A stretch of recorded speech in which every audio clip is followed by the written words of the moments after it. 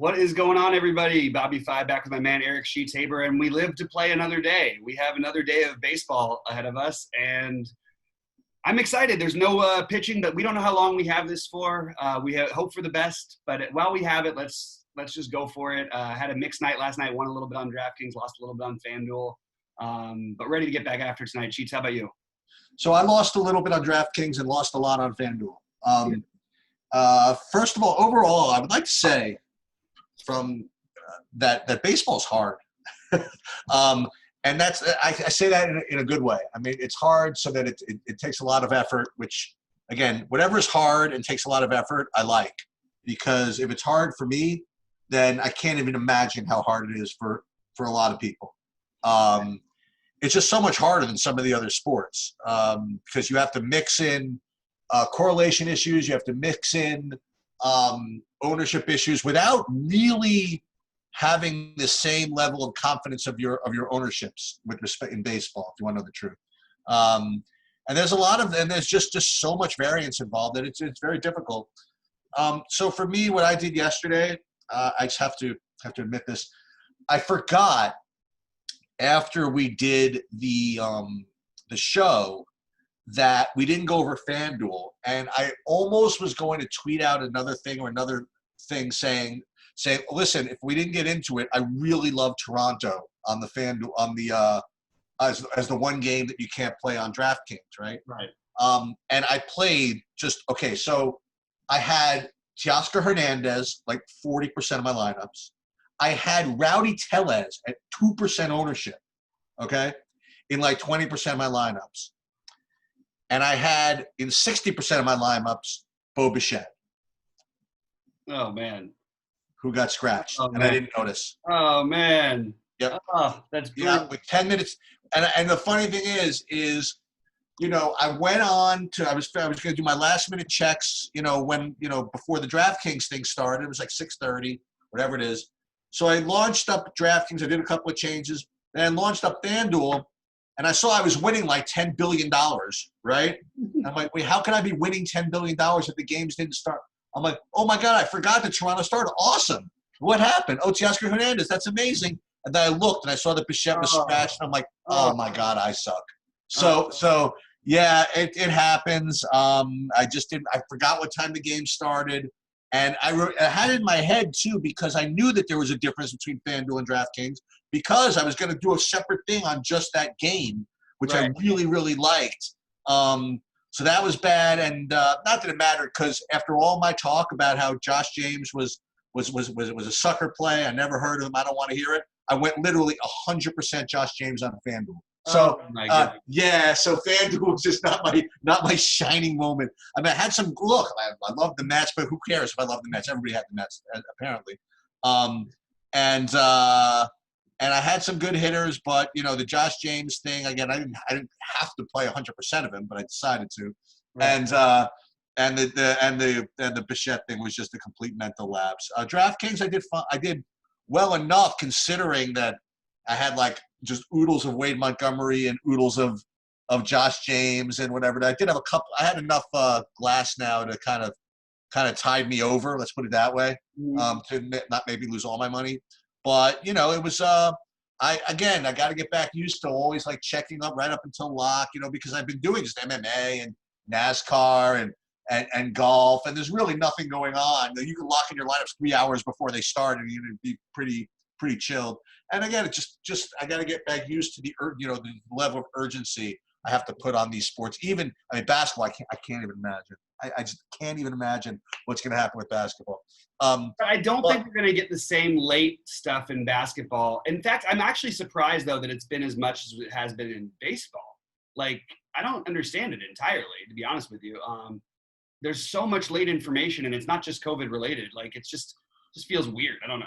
So is the overall theme right now, as we get into today's slate, into all these slates, is that I guess they should got to start pricing pitchers at $3K. You know what I mean? Like they're not letting anybody go, and it's kind of hard to explain. But when I look at some projection systems and some of these values they put, like every pitcher stinks. You know what I mean? Right. And I know it's all relative. You know what I mean? But it is kind of annoying that you have to pick between 8, 9K guys and try to figure out which one of them is they're going to be gracious enough to let go 4 2/3 as opposed to only 3 innings or something like that. Right. And with that said, I'm fully convinced, by the way, that if Josh James was, getting the ball over the plate, you know what I mean, and doing better, they would have let him roll. You know what I mean? Oh no, they definitely would have, because they let him walk the bases loaded. He got a double play, then he got a home run, then he walked another guy, and they still left him in there. So that's a sign that the Josh James play was better than we thought. And also, it's fine. You know, like if your pitcher walks 6 guys and hits 2 batters in 3 innings or whatever, you're going to struggle. But you wake up on a day like this where it seems as though the most important thing in baseball now, with the just like it is in basketball in some sense, is knowing the beat writers. Knowing which pitchers they're really gonna. So I agree, but I don't. The problem is everybody that's been let go so far, I feel like it's been very fluid. Okay. It's this. If there's no pitches really at risk and you're cruising, they're not just going to randomly take guys out with 55 pitches. But so I think you're looking at just like treating most pitchers like 80 pitches. But like for example, Bueller, and we'll get into it tonight. Why don't you share your screen when you have a minute? He's a great example of someone you don't, and it's not because he plays for the Dodgers. Don't let anybody tell you that. It's because he's not ready. He only pitched 2 innings in his last thing. We're probably not going to get more than 4 innings out of him. It's just because he's not stretched out. That's important that you know that. You know what I mean? Like that's not something. I mean that you got to dig for the 2 inning spots. Whatever, not spot start, the 2 inning game start or whatever it is. Yeah. Dude, you see what Fultonavich? I mean, he wasn't even. I mean, it's like he never expected there was a season. I mean, he was having. I think he had a 90-mile-an-hour fastball rolling last night. Oh my God! They sent him down. They sent him to the minors after 2 innings. It happens to him all the time, man. This guy is so weird. Anyway, whatever. Yeah, let's move on to tonight's stuff because you're right though. It is something important we have to pay attention to. And okay, let's go through. Do you want to do position by position today? No, that's fine. We can do game by game. It's fine. Okay. But again, my process, I was a little actually better with my process last night. Remember I said I gave myself a C on the process the other day, even though I won? Yesterday my process was fine. My execution was miserable. You know what I mean? It was fun. But I like the way I went through it. So again, my same thing, again, is what I want to do is I identify chalk pitchers and good pitchers, right? And sometimes they're the same, sometimes they're not. And then, good stacks, in other words, stacks that are rated to be good, and chalky stacks, and maybe they're not necessarily the same, and see if we can't try to create some combination where I'm not all chalky or not all off the board, and just see what kind of works and see where there's leverage. And that's kind of where I'm thinking as we go through game by game. Okay. So right off the bat, Milwaukee and Pittsburgh, a pitcher who's very in play is among others. Is Lin Bloom. He is going to get some ownership for sure, but I think that he's one of the guys that's going to be in my player pool for sure. With respect to hitting, Milwaukee is I consider that a chalky stack, which rates to probably be a pretty good one. So I'm interested in Lin Bloom, and I am also interested in the Milwaukee bats. If you want to go over, which particular bats, or do you want to just kind of comment on what I just said first? No, I'd like to go over the specific bats.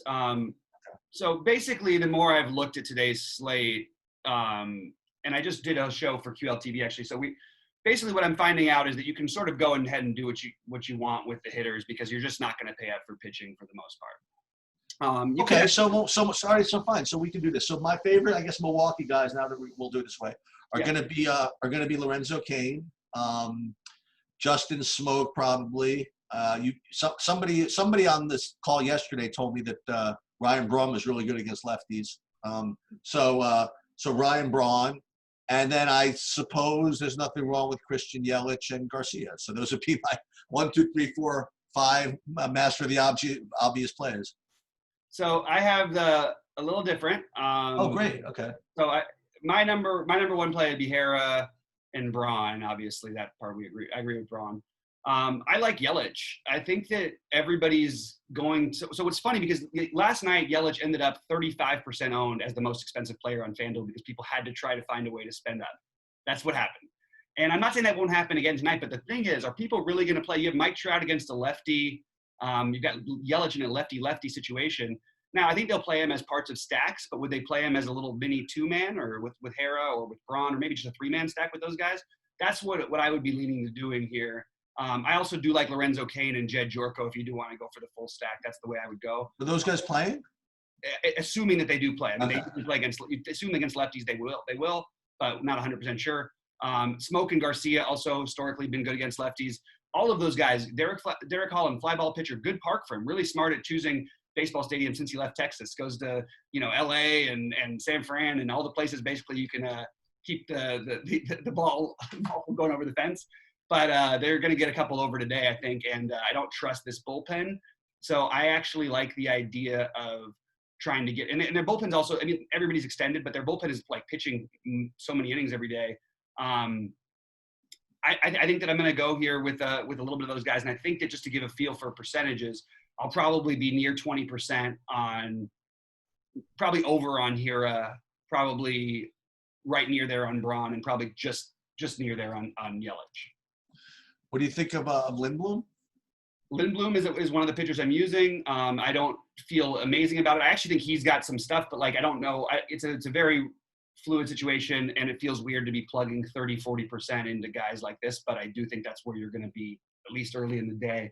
And we're going to figure it out as we go because it's an interesting slate to go through. It's so bad that I actually could make an argument for Derek Holland. That's the kind of slate we're talking about, and I just gave you a bunch of guys to play against him. So, hey, Bobby, let me ask you a question. So I'm watching a couple of podcasts over the last couple of days, and I hear some people say they were referring to Mike Trout, I think, just as an example, when they would say, and their comment was, I wouldn't play Mike Trout as a one-off because of his price and his ownership, but I might use him in a stack. What does that mean? I don't even understand that. I understand it with other players. I don't understand it as much with Mike Trout unless you really think he's going to be walked multiple times and that he might take off or something. That's pretty much it. I don't understand why you would want to use him more in a stack. I could see more in a mini stack, but I don't understand why. So they're saying basically on that projection that no one else from the Angels is going to be owned. I don't think that's true. I don't know. And then they were also saying the same, like, for example, you wouldn't want to play JD Martinez as a one-off. I totally disagree. So I thought it was the opposite. I would totally think the opposite. I 100% agree with you. Okay. And I think the situations can vary depending on the type of player, but especially in JD's case, with that much power, you don't need everybody else around you to do things. That's what I figured, right? Yeah, and if you're going to play and you're going to say, oh, well, they correlate better if they walk in the stack, you're not playing those guys for walks. Right. Okay. You know? Just. I think it's a great conversation that we're having. I actually feel stuff like that makes me feel better. Like we have every time there's it's like, oh, still some edge. Yeah, something like that.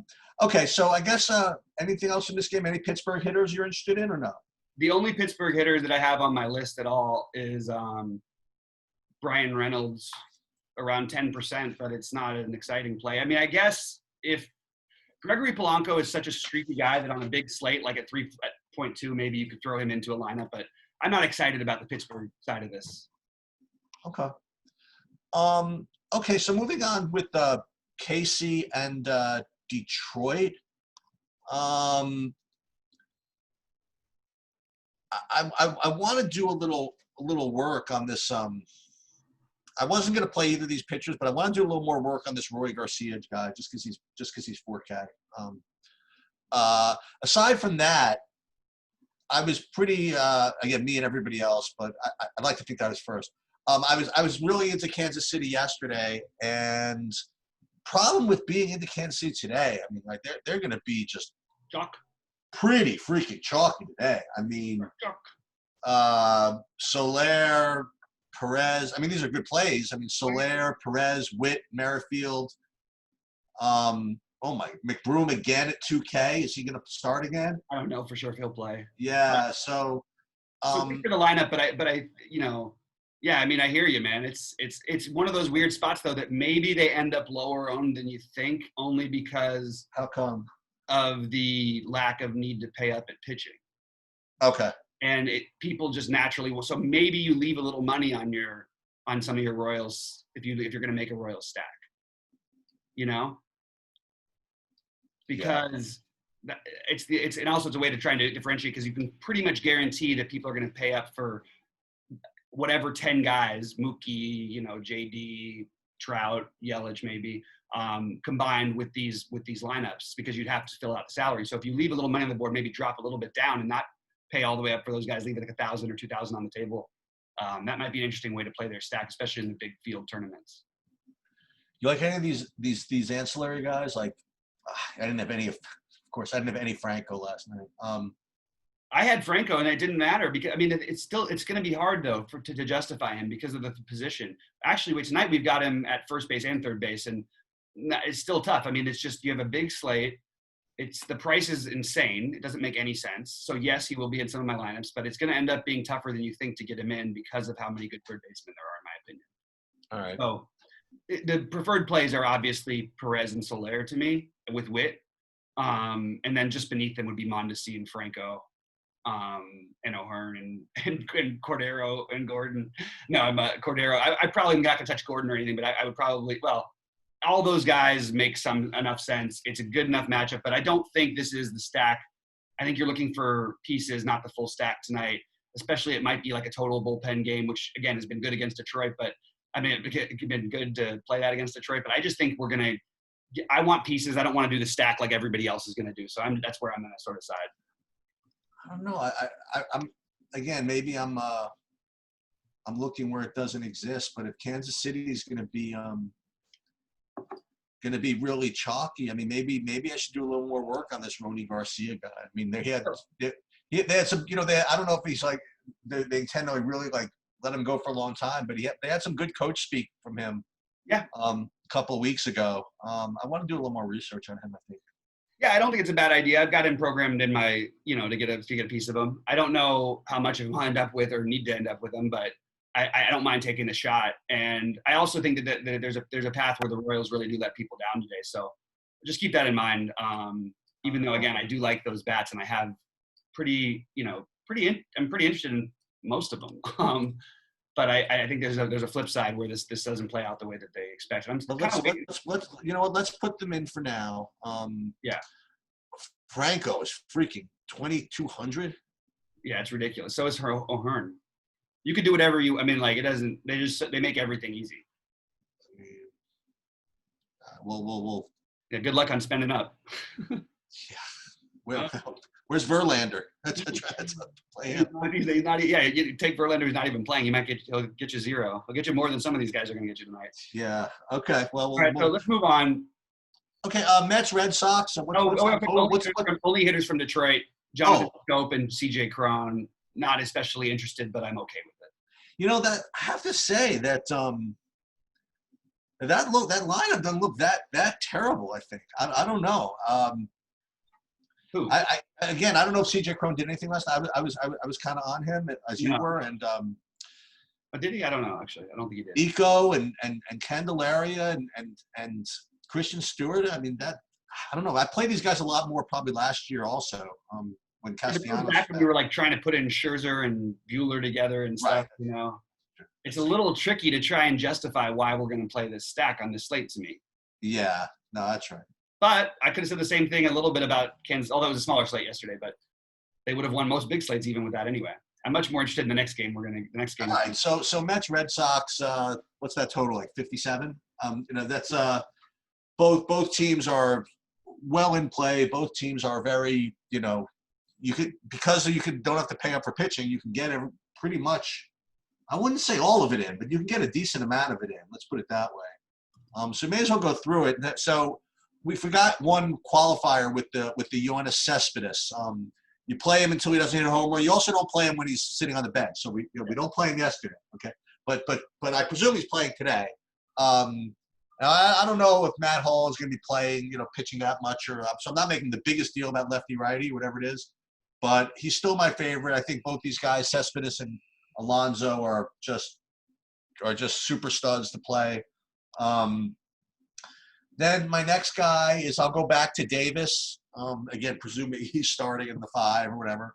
Mm-hmm. And I didn't play Rosario yesterday. I don't think I'm going to go. I'm going to go there at 5,100, but I certainly would go back to Ramos at catcher, and I guess and McNeil's again expensive again. But I'm not worried too much about price. But my favorites are going to be definitely Cespedes and Alonso, and you can play as many of these as you want, I suppose. Yeah, I would lean playing, like, if you're going to play Devers, who has just as much power against lefties, basically, I would play him a night like tonight where he's not going to be owned as much, potentially. On the Red Sox side? Yeah, like Devers would be – I'd try to include him if I was going to be stacking them. But I really like – my top plays in this game, I'll just go through because I like both everything. I don't like the Boston stack as much as I like the Mets stack, I don't think. Why is that? I just don't like this Red Sox lineup that much. Okay. I don't think that this team, I think you've got JD, who's awesome, Bogarts, who's really good, Devers is really good, and then that's really nobody else you can rely on, and they're not going to play Verdugo every day, who I think would be their next best hitter. You want to play a guy, there's about 4 guys who could get platooned tonight, potentially, you know what I mean? Like, I don't know, it's not an exciting lineup to me, but I do like it, and I like some of the 2-part man pieces, and I really like Bogarts and JD. They're going to be popular. But those are the guys I like the most, along with, again, Devers would be the next one I would choose. And then on the Mets side, I really like number 1 would be Alonso. Then it's a tie with Ramos, Cespedes, and J.D. Davis. Okay. J.D. Davis is by the way, a lot of people really think J.D. Davis is a good hitter. I also don't mind, again, if you're going to do the Mets stack thing, throw in Robinson Cano into that stack because of the low ownership. Just get that lefty, or even Conforto might be lower owned tonight. Because of the lefty spot, even though Andy had a home run last night off the lefty. I was into the Cano thing yesterday, the lefty versus lefty that nobody was going to have. Yeah, and I wouldn't mind doing that again. I wouldn't mind going to Rosario and overpaying. There's all these guys are in play to me. I like the spot a lot for them, but I also think. All right, I'm going to throw one lineup where I'm going to use Matt Hall. Just young, could be deceptive enough to where he can get through a few innings, 4.9K, might end up being able to – actually has one of the better projections of some of these pitchers. But I don't know how real it is. I need to dig a little further, but I might throw him into one lineup because literally pitching is that uneasy today. You could play the Matt Hall, Ronny Garcia. Something like that. And then leave 8,000 on the table or something like that. Okay. So next game, St. Louis, Minnesota.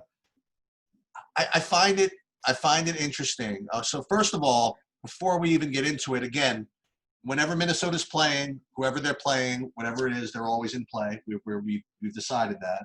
So I can't see any reason why it wouldn't be the same today. Now, what's interesting is 2 things. Number one is, Homer Bailey was actually flashing, some good stuff last year. He was much improved. And when I first looked at the slate, okay, there were 2 and a half guys that stood out for me. One was Bueller, and actually Homer Bailey was going to be the other guy. I mean, again, he's 9K, but I just think back to the golf from a couple of weeks ago where everybody was like looked overpriced, but you have to pick somebody, right? Yeah. So Homer Bailey, for example, compared to, say, Merrill Kelly, you know what I mean? I mean, I would certainly take my chances with Homer Bailey. And I know that he's an actual pitcher. You know what I mean? I know. So I feel as though I might take a shot with him. The guy, I don't like the other one. I don't like the Carlos Martinez. His velocity's down, and you have a fastball pitcher, his velocity's down against freaking Minnesota. I'm just kind of, I don't think I want any of it. But both of these bats, I suppose, are in play. So I mean, may as well go over the favorites. So I guess the easy one for me is to let me start with pitching real quick. Yeah, go ahead. Go for pitching first. I think Homer Bailey's fine. I don't feel good about it, but he is definitely somebody I'm using. I like. I actually think that there's a path where Carlos Martinez is a good play here. The problem is I'm really worried about the pitch count. I don't care about a declining fastball. And yes, Minnesota has some. They also have a lot of strikeouts in their lineup, and you have a pitcher with the second best stuff on the slate who no one's going to play. And you're going to play Homer Bailey over Carlos Martinez, which is would have been unheard of the last time Carlos was pitching competitively. I don't know how many pitches he'll throw. That worries me. I worry about the lineup, obviously, but I also think there's strikeout upside. So I'm still going to try and dig more into that. But as of right now, I'm trying to get at least a couple lineups with Carlos Martinez to try and see if I can maybe get some upside on a really questionable slate anyway. But if I think he's going to throw 80 pitches, I'm willing to absolutely take that gamble. Who do you like for hitters on both these sides? Because if you don't like Homer Bailey, I mean, all these St. Louis guys they're really cheap. And if Homer Bailey's going to get some ownership, I mean, you try to find leverage somewhere, right? So maybe with everybody taking Kansas City, right? You could take kind of a cheap St. Louis group to kind of offset that, and you get double leverage if Homer Bailey gets to be 15-20% off. Yeah, I'm okay with taking, a little bit of all these guys, actually. Probably not like more than 10% because of other spots I like better. Okay. But they would be Molina because he fits at catcher and is a nice play always there. Wong at 3.6, solid play at second. I mean, these guys are all good plays. Paul DeYoung at 3,700 is a good play at shortstop. I like Goldschmidt this year. He looks good to me. Matt Carpenter. Are they my favorite plays on the board? No, but they're guys who, belong in the conversation at least.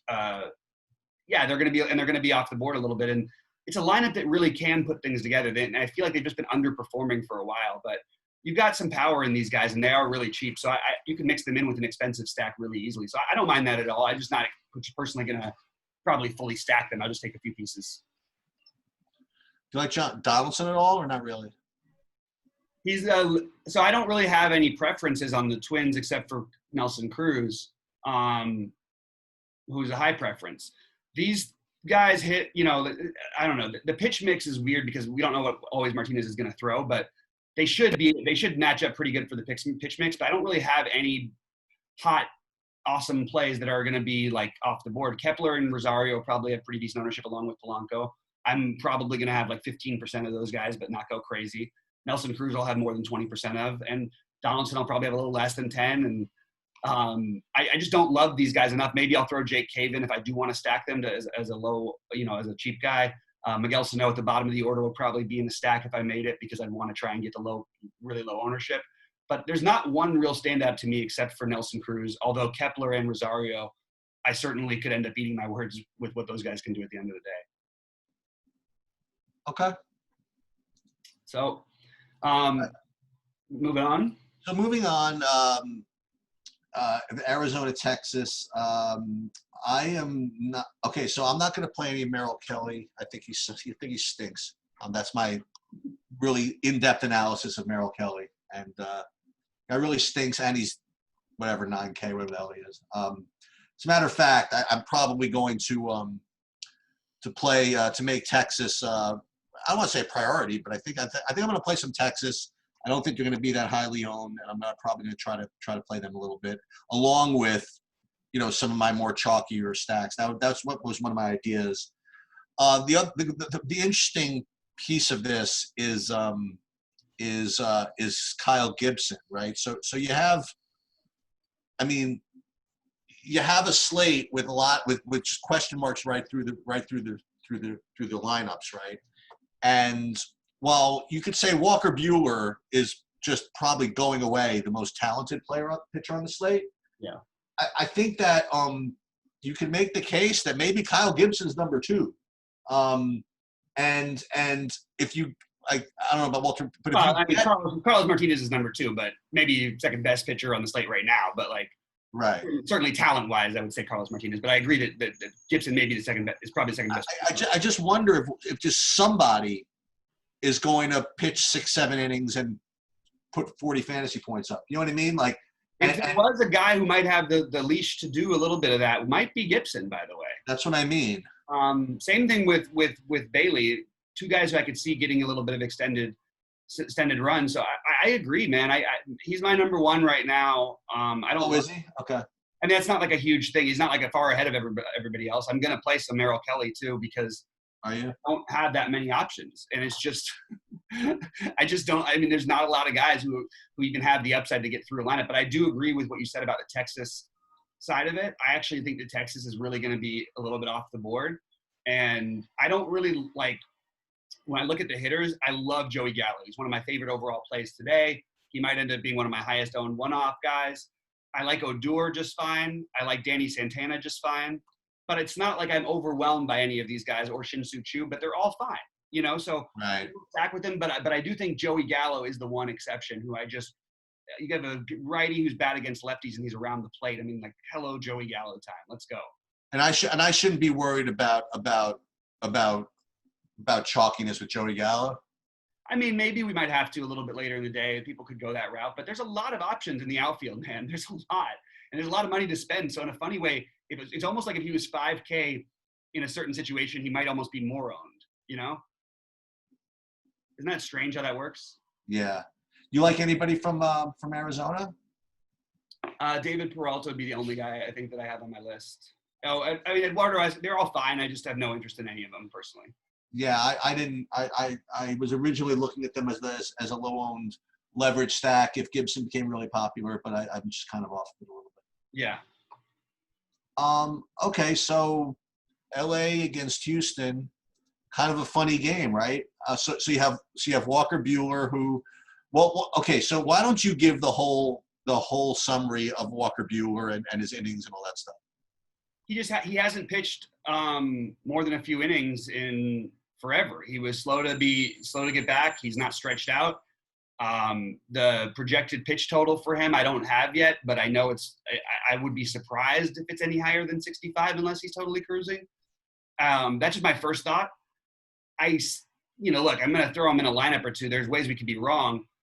Everybody's been wrong about a lot of Dodger things, but like Stripling was a great example, but he was stretched out a little bit. But that was a great example of no one playing a guy who at 7,900 should have been like a lock.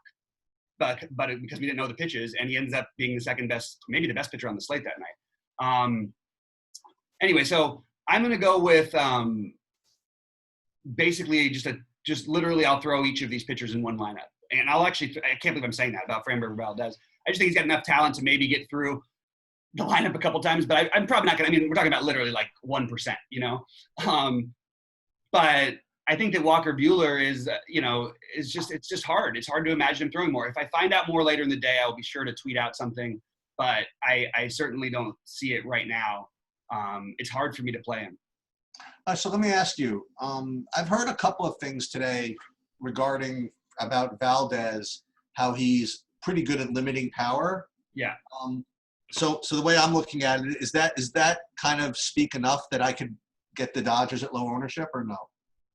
I think you're giving people too much credit for that. But no, I think the Dodgers are going to have some ownership, especially like Kike and Mookie will be high owned.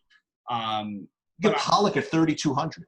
I love it. And it depends on also if he's in, like, they weren't even playing him against lefties for some reason. I don't know. We'll see who's ever in the lineup. But if he's in the lineup, I'm interested in Pollock. You can get him at low ownership. I'm interested in Muncy, lefty, Bellinger, Seager, lefties. I'm good with all these guys. I have a little bit of Dodger stacks, a little bit of mini stacks. They're gonna be a lot of Dodgers in my lineups, but I don't think that I'm gonna make it my priority stack. I do think that if I'm gonna go in order of who I like the most, it's Mookie, Kike, and then I have Bellinger, Muncy, and Seager all together. And it's really just like all those lefties I all think have the huge upside and may get overlooked against the lefty.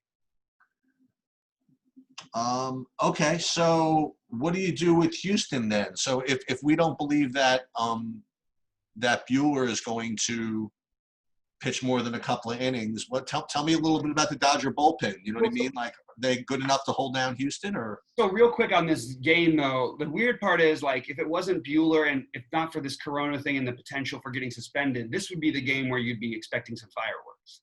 Like, this team robbed us of a World Series, you know? It wouldn't be Walker Bueller who they would have throwing at them. I can tell you that right now.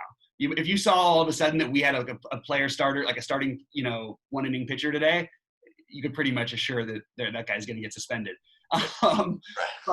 But it's not. I just don't see it happening in this current climate. But it's worth like being at least paying attention to. And how do you make money off of that? I mean, the way you'd make money is if you really were going to be. The problem is it would just make you scared off the pitchers, I guess, which is fine. We're already not interested, and it would make us even a little maybe nervous for some of the hitters. But it's not enough. I'm just trying. I'm just thinking out loud. It's an interesting personal game, I guess, is the most.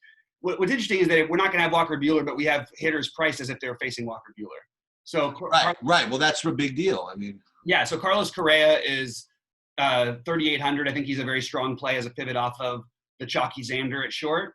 He was 6% owned on a small slate last night. I like him. Bregman just crushed one last night. I like him. At a little bit more price. Then you've got the craziness of the Michael Brantley at 2,800.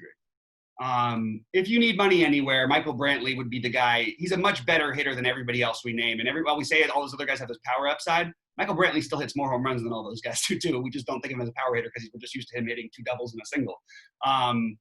So I actually like pieces of this. I don't mind it as a mini stack. I like George Springer. I think he'll be lower owned for once, and he's never low owned. And then you can play Reddick at 2.2 if you want to fill out a weird part of a mini stack. I don't mind a Houston mini stack. I would like a 3-man or something to go with a Dodger 4-man. Something like that is sort of like what's going to be in some of my builds. I could see this game being a high-scoring game. I could also see it kind of letting down a little bit. So I'm sort of in between, but I do love specifically in this game Brantley, Correa, and then the 4 Dodgers that I mentioned. Okay.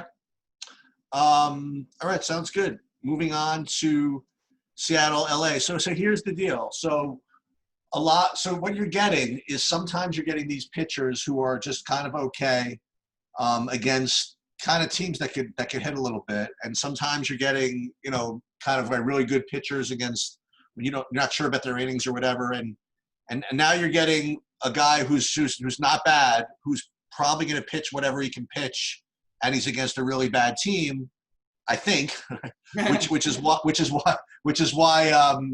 his name, Sandoval is going to be the highest owned pitcher, the one that's going to project the best, and going to be really chalky as a result of it. I'm still not. I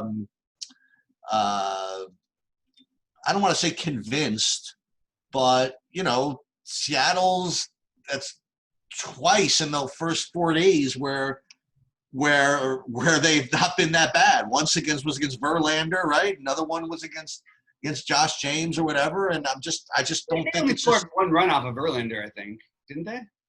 Or was it 2? He was pretty good, I thought. Verlander. He was like 6 innings, 7. Fine, but I mean, it's not like he mowed him. You know what I mean? Like yeah. So I'm not. So you're gonna have to once again we have the same discussion about why Pablo Sandoval's so great. You know what I mean? But he's certainly going to be projecting the best, and he's certainly going to be the highest owned. And if I do play him, it's certainly going to be with some other nonsense. You know what I mean? I'm not going to play him with Red Sox and Mets. You know what I mean? Yeah. Because you don't want the chalk. But I mean, look, the answer is just it's not that he's so good. It's just that you have actually I think the guy with the highest projected ceiling at 6,600.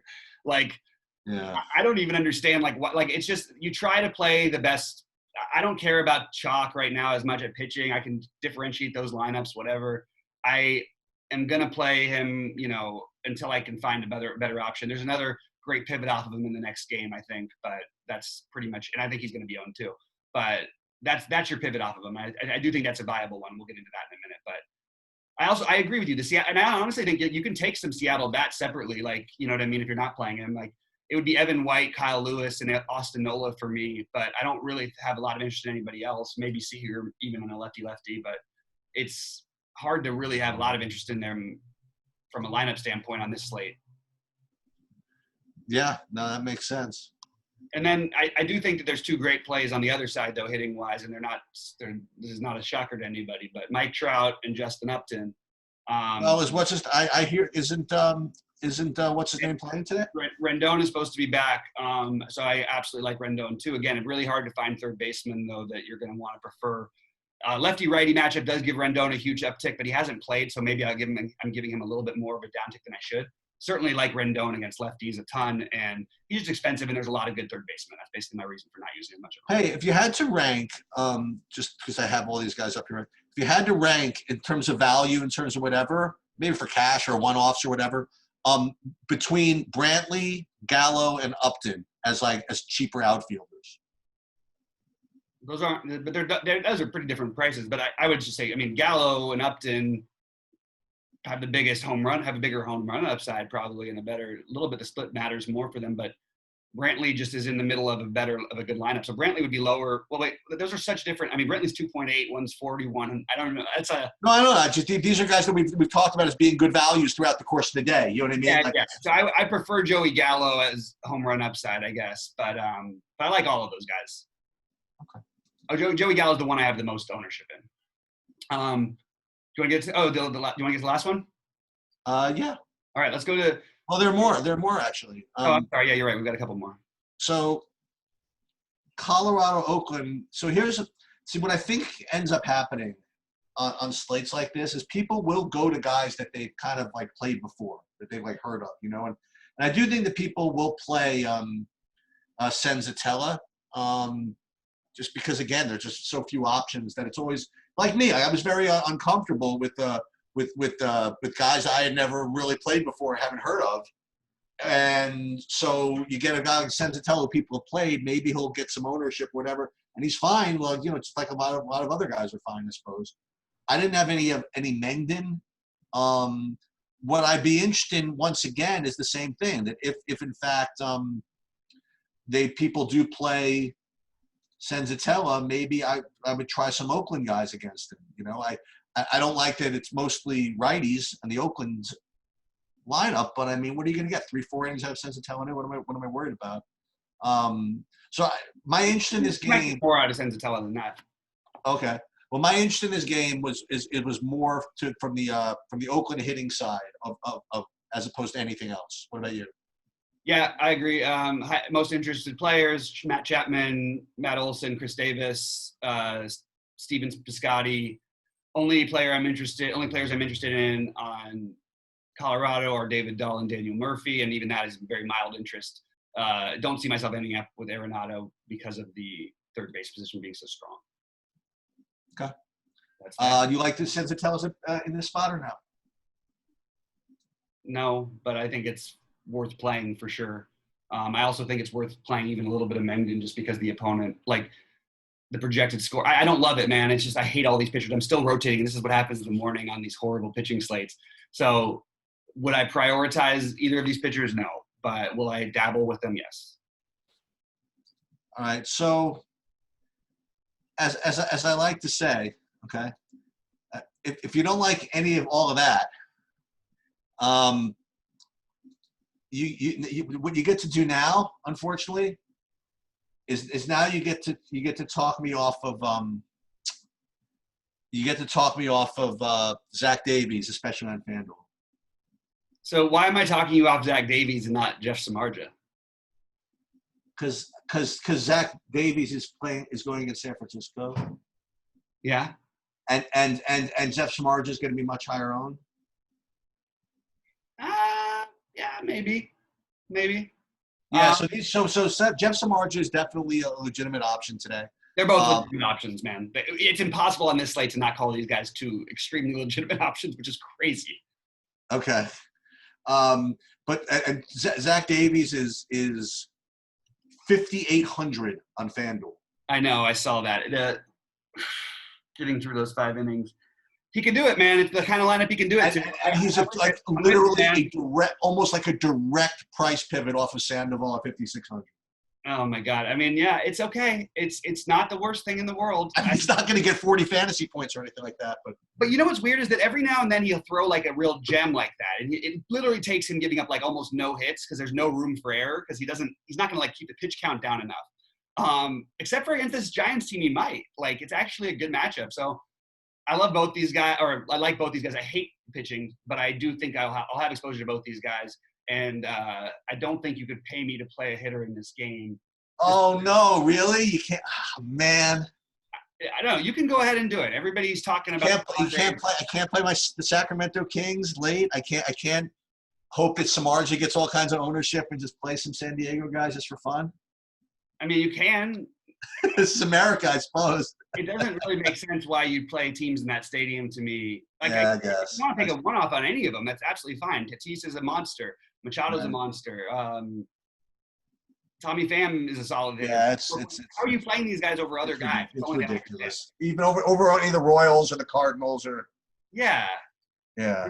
In much better hitting environments against worse pitchers. And Yeah, you're right. by the way, No, Samardzija is pretty. I'll sit on my lead. Do you know why? You know why Samardzija didn't pitch? Here's another little thing for you. Yeah, what happened? They didn't want him facing the Dodgers in Dodger Stadium. They wanted him, if he's going to face the Dodgers, they said it's going to be in San Francisco because he pitches much better there. Like, he's a guy who you could hit home runs off him. It's much harder to hit home runs in that park. You know, it's a huge home run suppressant park. So, all right. So this could be a double late night pitcher hammer. You could have you could play a Davies Samardzija lineup. Yeah, I don't mind it even. It's weird, but I hate everything on this slate. So, yeah, real quick, I'm going to go through some ownerships on DraftKings, and then we'll quickly talk about FanDuel, if that's okay?